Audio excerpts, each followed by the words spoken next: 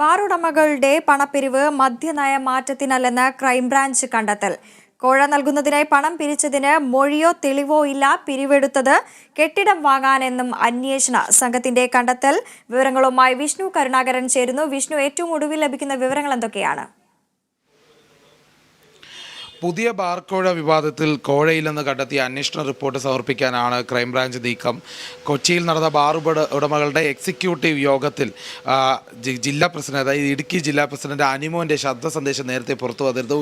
ബാർക്കോഴ നൽകണം എന്നുള്ള രീതിയിൽ ഉള്ള ശബ്ദ സന്ദേശമാണ് വന്നിരുന്നത്. സർക്കാരിന് പണം നൽകണമെന്നുള്ള ഒരു ആവശ്യം ഈ ശബ്ദ സന്ദേശത്തിലുണ്ടായിരുന്നു. അന്ന് അതിനെതിരെ വലിയ വിവാദമാകുന്നൊരു സാഹചര്യം ഈ ശബ്ദ സന്ദേശം പുറത്തു വന്നതോടെ തന്നെ ഈ വിഷയം സർക്കാരിലേക്ക് തിരിയുന്നൊരു സാഹചര്യമുണ്ടായി. എന്നാൽ ഉടൻ തന്നെ ഈ വിഷയം അന്വേഷിക്കണമെന്ന് ആവശ്യപ്പെട്ട് മന്ത്രി MP രാജേഷ് ഇതിന് ഉത്തരവിട്ടിരുന്നു.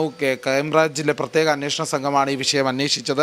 തലസ്ഥാനത്ത് പുതിയ ആസ്ഥാന മന്ദിരം വാങ്ങാൻ വേണ്ടിയാണ് പണപ്പിരിവ് നടത്തിയതെന്നാണ് ബാർ ഉടമകളുടെ കൂട്ടം പറഞ്ഞത്. ഏതായാലും ആ നേതൃത്വത്തിൻ്റെ വിശദീകരണം ശരിവെക്കുന്ന രീതിയിലുള്ള ഒരു തീരുമാനമാണ് ഇപ്പോൾ ക്രൈംബ്രാഞ്ചിൻ്റെ ഭാഗത്തു നിന്നുള്ളത്. ആ റിപ്പോർട്ടിൽ അതാണ് വ്യക്തമാക്കുന്നത്. ഇതേ കണ്ടെത്തലാണ് ഇപ്പോൾ ക്രൈംബ്രാഞ്ച് നടത്തിക്കൊണ്ടിരിക്കുന്നത്. ശബ്ദ സന്ദേശം അയച്ചത് അനിമോൻ അല്ല എന്ന് ഇതുവരെ വ്യക്തമാക്കിയിട്ടില്ല. അനിമോൻ അത് നിഷേധിക്കുന്ന സാഹചര്യം ഉണ്ടായിട്ടില്ല.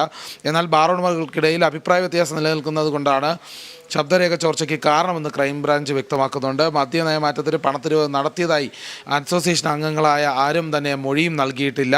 അതുകൊണ്ട് തന്നെ ബാങ്ക് അക്കൗണ്ടുകളുടെ പരിശോധനയെ അസ്വാഭാവികമായി ഒന്നും കണ്ടെത്തിയിട്ടില്ലെന്നും ക്രൈംബ്രാഞ്ച് വ്യക്തമാക്കിയിട്ടുണ്ട്. അതുകൊണ്ട് തന്നെ മുൻ മന്ത്രി തിരുവഞ്ചൂർ രാധാകൃഷ്ണൻ്റെ മകൻ അർജുൻ്റെ മൊബൈൽ നമ്പർ ഈ ഗ്രൂപ്പിലുണ്ട്. അത് ഭാര്യാമാതാവിൻ്റെ പേരുള്ള ലൈസൻസ് ആയിരുന്നു അവർ കുടുംബത്തിലുള്ളത്. അതുകൊണ്ട് ഭാര്യാമാതാവ് ഈ നമ്പർ ഉപയോഗിച്ചിരുന്നു. അതിൻ്റെ അടിസ്ഥാനത്തിലാണ് ഈ ഗ്രൂപ്പിൽ നമ്പർ ഉള്ളത് ക്രൈംബ്രാഞ്ച് കണ്ടെത്തിയിരുന്നു. ഭാര്യാപിതാവ് മരിച്ചതിന് ശേഷം മാതാവ് ലൈസൻസ് ഏറ്റെടുക്കുകയും ഇപ്പോഴും ആ ഗ്രൂപ്പിൽ തുടരുന്നു എന്നാണ് വ്യക്തമാക്കുന്നത്.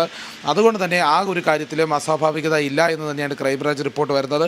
ഏതായാലും സർക്കാരിനും ബാർ ഉടമകൾക്കും ആശ്വാസമുള്ള ഒരു റിപ്പോർട്ട് തന്നെയാണ് ഇപ്പോൾ ഉണ്ടാകുന്നത്. ഏതായാലും വിശദമായ ഈ ലഭിച്ച വിവരങ്ങളുടെ അടിസ്ഥാനത്തിലുള്ള റിപ്പോർട്ട് ഈ മാസം 31-നകം ക്രൈംബ്രാഞ്ച് മേധാവിക്ക് റിപ്പോർട്ട് സമർപ്പിക്കാനാണ് തീരുമാനം.